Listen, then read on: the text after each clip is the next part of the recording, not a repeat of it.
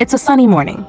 John wakes up, writes a letter for June, checks a broken tooth, makes tea, adds toffee as usual, and can't enjoy it completely due to the tooth. He takes his hat and gets out of the house. He's going for his work, sees Ginny on the way. The flag is flying in the air. He takes his guns and proceeds towards the check post. It's his duty time. He brings clothes for laundry, submits the guns back. Same routine, another day on the check post and laundry. He receives a letter from June. Another day at Lawton. Last life went 246 days ago. He wants June to see all this with her eyes. He is here for Cameron. The undead are eating a man. He kills it. It's Cameron. The door opens. Morgan gets in. He checks a box, finds a letter from Daniel Salazar and a cloth that belonged to Grace. He gets back to the truck. His kitty is here. He wants him to remember this smell. He doesn't know what to do exactly in this process. John is at the crime scene, forbids the Rangers to touch. Ginny asks if it's over. She declares it is. He was drunk. She says there's no investigation for bad fortune. The Rangers take him and they all leave. He stays for a while and finds an earring. He's on his way back home. Someone is here. It's Vic. They both hug. He checks his gold key.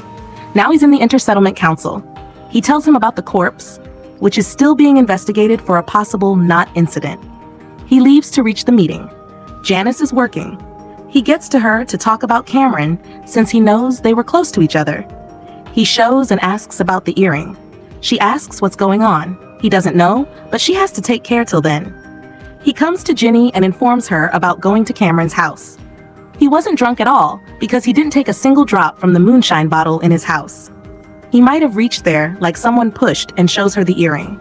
Where she lives, last place, a man killed his friend for a can of tuna. Elders punished him by tying him to a tower outside the walls and blasted music to call the undead. Stay, his body was not visible, only bones were left. She is talking about punishment when she doesn't even know if it's a crime. He wants to investigate. She'll double the patrols until the investigation ends. Jacob gives a speech for Cameron at his funeral.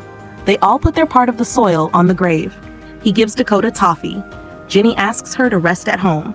On a noise, a man handcuffs Janis. She was trying to escape. They check her bag. She checks stuff and finds the same earring and looks at John. John asks why she lied to him.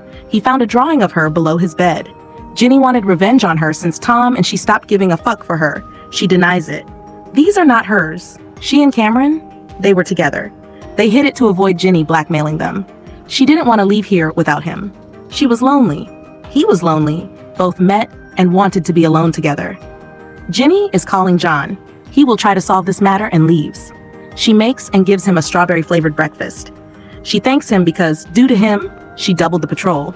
He wants to proceed with the investigation and hasn't even seen his body. She says she knows that he doesn't want to believe that Janis did it, or he doesn't want to lose his postwoman. Cameron showed her all his letters. She wants him to go home.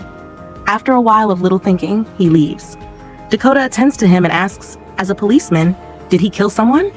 She informs him that she is saving someone. She calls her inside. He leaves. His night is sleepless.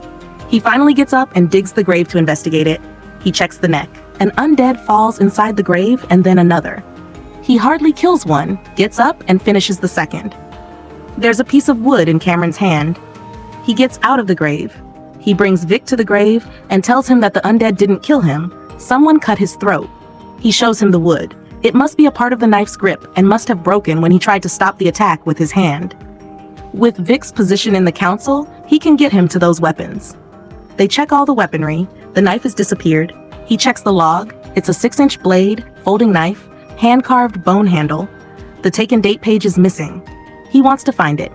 Vic wants him to take a day to completely think about it, because if he steps ahead, there's no way back. He gets Janis and tells her about Ginny protecting someone. She asks him to stop. Ginny is here. Vic says he invited him. They both are going to witness her confession. She takes it on herself and says they were about to run that night. He said he couldn't do it, so she got furious and pushed him into the fence and saw the undead tear him apart. He says now that she has confessed, he can find more evidence. She denies it and is leaving them alone to say goodbye. Vic leaves along with her. She made her work easy. No one is left. Tom and Cameron are gone. But there's something for him. Under Cameron's bed, there's a hole. It has diesel cans and a dirt bike key. The bike is 7 miles north from mile marker 39.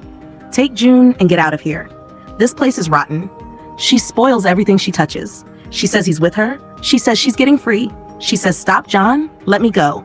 He leaves. He checks the map. Someone knocks. It's Jacob. He knows that in the morning they will kill her. He has just talked to her. John always followed the rules because he thought they were true, but it's not so. He will not do as Janis wants. He'll get her out during the shift change tonight. Women were disappearing from the Houston area and bodies were being found miles away. His father had this case. He was a serial killer. Detectives found him in the desert where brainwashed people followed him. He used to manipulate people with his big future words. When detectives searched his place, they all knew he was guilty, but they didn't find any evidence to get him to court. Then his father found a missing woman's purse behind the guy's closet. It was enough to keep him behind steel. His father kept it there because he totally believed he was guilty, so he broke the rules. His police partner knew this. Though other women were safe, the police department never trusted him again. He and his mom separated. He went north and started drinking. He knows Ginny won't do anything to June since she needs doctors. It wasn't easy for his mom, but he had to do it. Today, several people are alive because of him, but he lost his life. Now he's going to do the same. So he wants Jacob to make sure this letter gets to June. Jacob adds, "Who says you might meet her again?" He packs his bag with life supplies and a map, puts out the candle, and gets to the bars where she's not here. He gets out of Lawton. There's loud music running on a tree. The undead are eating a body. He kills them all and removes them. It is a half lower body. Janis has turned. Her upper body is here. He puts her to rest. He shoots the recorder to turn the music off. He buries her and puts on a nameplate. He takes his. On his way, Jacob gets out and Victor is here. He knew it. He told them that Janis could run. He punches him. He attacks him, and both engage in a fight. Jacob puts away the gun. He has killed her. Vic says he saved him. She had to die anyway. He says Janis was right. This place spoils everything. Ginny gives an after-murder speech to Lawton's people and presents John as a good ranger and gives him a key badge for his promotion. He looks at Dakota. He still can't sleep at night. A knock happens. June is here. She is transferred here and will live here. He didn't expect her, so he will fix the house now. He checks his teeth. It's still hurting. He takes it out manually. He gets relief. Morgan is on his way to look for Grace. He's going to Gulch. His truck is hit by someone.